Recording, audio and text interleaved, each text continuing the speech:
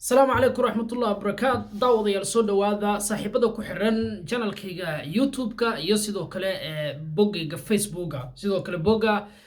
One Liverpool Somali Venice aynu ku leenahay Facebook-ga ayaan idinla wadaagi doonaa warbixin ku saabsan kulamadii xalay ee tartanka xiisaha badan ee UEFA Champions League qaaraddaas Yurub oo kulamo xiiso badan xalay dhaceen waxaan diiradda saari doonaa kulanka weynaa xalay kooxda kubadda cagta ee Liverpool garoonka Anfield ay ku garaacday naadiga kubadda cagta ee Atletico Madrid kuwaas oo xalay hal ciyaaryahan casaan uu ka qaatay Liverpool xalay waxay xaqiijisay inay u soo baxdo wareegga xiga ee bug iyo baxda loo yaqaan ama wareegga 16-ka ee tartanka UEFA Champions League سلمدا ليفربول waxay xaqiijisay in groupkeeda ay ka soo baxday kaalinta koowaadna ay ku soo baxday halkaas record ayaa Liverpool kaga yaala waxyaabo badan ayaa laga diiwaan geliyay kulankaasi iyadoo kulamadii kale xalayna AC Milan oo groupka ku jirtana dabcan ay awood u weysay kulankii ugu horeeyay xil ciyaareedka Champions League inay yani Milan guuleysato Milan sidaan ognaana way soo laabteen awood ay leeyihiin laakiin awoodoodii waxay la yimaadi waayeen garoonka ama tartanka xisaab badan ee Champions League hadii Milan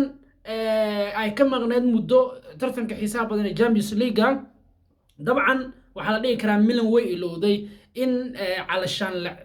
ay la qabsato ciyaarista tartanka xisaab badan ee Champions League laakiin horyaalka Talyaaniga iyo Napoli ayaa hogaaminaya si wacan ay ku ciyaarayaan inkastoo xalay tababaraha Milan ninka la yiraahdo waa macalinka kooxda Milan ee uu fadhiisay ninka la yiraahdo Zlatan Ibrahimovic hadii xalay uu ku soo bilaabi lahaana Porto culeys ayaa kormi lahaa inkastoo Oliver Giroud si wacan uu ciyaaray goolka Milan ay dhalisana qayb kamid ah isagu uu soo shaqeeyo markii hore uu sigay sidaasna Milan goolka barbaracay ku heshay aanu nimaano garoonka kooxda kubadda cagta ee Liverpool xalay tababaraha kooxda kubadda cagta ee Liverpool waxa uu go'aansaday inuu kursiga keedka fadhiisiyo Andy Robertson oo ah ciyaaryahan kamid ah ciyaartooyda kooxda kubadda cagta ee Liverpool ay ku duusho hase ahaatee ciyaaryahanka Tsimikas la yiraahdo ee reer Greek ayaa booskaas ka soo dhalaalay waxaana kooxda kubadda cagta ee Liverpool dabcan xalay ay u ahayd inay ka argutaan naadiga kubadda cagta Atletico Madrid oo 19 ka reebtay garoonkan ku reebtay waa Anfield waliba taageerayaasha Atletico Madrid reer Spain waxa lagu xantaa in magaaladii corona ay keeneen Liverpoolna ay ka ciribtireen tartanka xiisaha badan ee Champions League tan iyo bilowgii xil ciyaareedkii waa 2018 iyo waliba 19 ciyaaryahanka reer Belgium iyo kooxda kubadda cagta ee City Kevin De Bruyne ayaa sameeyay caawin gaaraysa iyo konton caawina waa konton caawin ayuu sameeyay De Bruyne kiligi ciyaaryahan ku soo xiga Alexander-Arnold Trent ninka la yiraahdo ninka de shaki kuma jiro inuu yahay daafaca ugu wanaagsan ee lambarka bidixii caalamka Arnold sida uu weerartamayo dadku waxay ku dhilaan qaabka difaacashada laakiin hadii uu ciyaarayo ciyaaryahan qadka dhex sida Henderson oo kale dhinaciisa u soo bata Fabinho lambar 6 ciyaaraya dabcan way adkaanaysaa in Arnold la soo weeraro isaguna dabcan waxa uu abuuraa jaanisyo ciyaartooyda garbaha ka ciyaara ama kuwa qadka dhexe ka ciyaara Liverpool isaga ayaa ka weerar badan isaga ayaa ka caawin badan isaga ayaa ka cross badan marka ninkaas ka weyn ayaa u xiran Alexander-Arnold ninka la yiraahdo waxaana uu caawiyay tartamada oo dhan dhammaan ciyaartooyda ka ciyaarta horyaalka Ingiriiska ee Premier League 40 iyo waliba 4 caawina cagadaha hadaa maqashay waa Trent sidoo kale ciyaaryahanka lagu magacaabo Sadio Mane isaga marka uu la kulmayo kooxda kubadda cagta Atletico Madrid dabcan Mane waa xanaaqsan yahay waa dhiirifsan yahay maba arki karaba Atletico Madrid ciyaarihii hore 2019 garoonka Atletico Madrid waa la bedelay maadaama uu qaatay calaamadda jaalaha waxaana xalay sidoo kale uu qaatay jaalaha inkastoo dhaawacyo yar ay soo gaareen ciyaartan socotay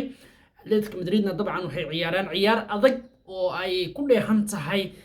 jid dagaal iyo orod fara badan hase ahaatee jabhadda xalay waxba helay Anfield 2-0 Liverpoolna waxa la sheegay in hadii kooxaha ay u jabaan dabcan ma dheerayso Manchester United ay 5 gool ka dhaliyeen Klopp waxa uu ciyaartooydu soo sheegay baa la yiri in ciyaar wanaag ay dhilaan oo goolo inta ka badan aysan raadin حالي أدلك مدريد وعسان قبتنا عيرتو ليفربول إنكستو الددالين لكن وأسو تقل ويسي إن هالكاس جول أي كدليان سيدا عياريهن سامين تبضن marka loo eego Liverpool xalay waxay ahaayeen Fabinho oo soo laabtay Van Dijk oo qaab ciyaareed wanaagsan ciyaaray iyo sidoo kale ciyaaryahan Trent oo man of the match ama ciyaaryahankii garoonka wanaagsan qaatay waxaana sidoo kale xalay ka maqnaa lamaankiisa ama partnerkiisa ninka ah ee Andy Robertson laakiin Robertson xalay booskiisa waa la daboolay Liverpool dhaawacyo ayay hareeyay qaar ka tirsan ciyaartooydeeda waxaana xalay ka dhaawacmay mar kale ciyaaryahanka lagu magacaabo Roberto Firmino Bobby Firmino halfkii labaad Sadio Mane ayaa lagu bedelay waa uu dhaawacmay Klopp sanadkan waxa uu la yimid qaab ciyaareed wanaagsan iyo waliba tactic cajiib ah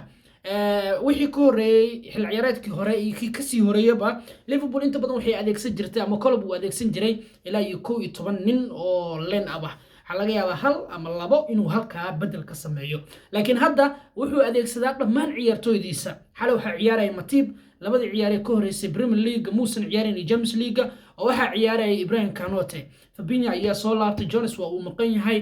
Keita waa uu maqan yahay waxa uu soo laabtay sidoo kale Thiago Chamberlain ayaa xalay line up ahaa oo ku soo bilowday sidoo kale waxa uu fursad siiyay ciyaaryahanka lagu magacaabo Origi iyo saaxiibkiisa Minamino Origi Minamino dabcan sanadkan ama xil ciyaareedkan waa wakiilada Liverpool ee tartanka Carabao Cup loo yaqaan ama League Cup-ka Liverpool hadda ay la ciyaari doonto bisha December naadiga kubadda cagta Leicester City ciyaarihii kale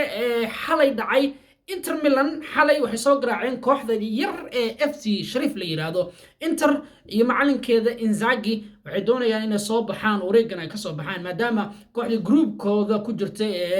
Real Madrid xalay in gool ay ka gaartay Shakhtar Donetsk si wacan ay u ciyaareen qaab ciyaareed cajiib ay soo bandhigeen Maicon ninka la yiraahdo lamarka toddobaad wata ayaana dhaxda si weyn xalay kaga heystay ciyaartoydii waaweynaa ka sameeyay Toni Kroos oo lagu daray Luka Modric laakiin Vinicius ayaa si wacan u ciyaaray baas wacan waxa uu siiyay ciyaaryahanka hadda gool magafaha Karim Benzema dabcan safetyisa banaanka iyo taala cimaamadiisana lama haysan karo waxa uu soo bandhigayaa qaab ciyaareed cajiib ah maadaama kooxda sanooyin ka hor uu ka tagay Cristiano Ronaldo mas'uuliyadda isaga ayaa noqday Real Madrid xalayna